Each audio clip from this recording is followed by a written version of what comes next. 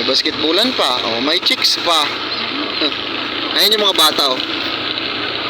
Galing na sa school. Ay, sorry. Kasama ko pala misis ko. Hari. Inatop. Ito ang lugar namin, mga idol, oh. Ito, oh, diba? Bago kami makarating sa bahay namin, maraming subdivision na dadaanan. Tapos, yung dadaanan naman natin, dyan nag-aaral yung mga anak ko. May school dito sa loob ng subdivision na to. Maganda rin dito eh, sa lugar namin. Kahit na hindi kami naka-subdivision, pero daanan namin subdivision. Galing kami sa palengke ngayon ng junction. Yan yung side, yan yung school ng mga anak ko. Dito ko sila, diyan ko sila inaatid tuwing umaga. Ayan o, di ba?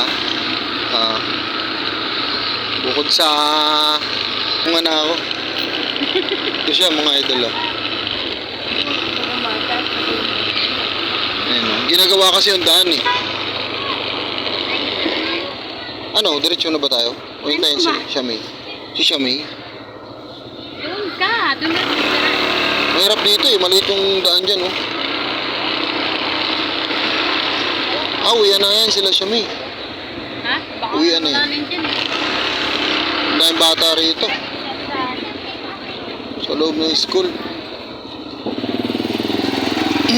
Dito lang ako, punta mo dun. Sa may ano dun. Bawal nga doon motor, mahirap dun.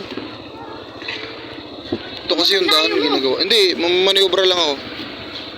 Bakit ka naman? Dito kasi ako nag-ano. Wala, tinayos mo.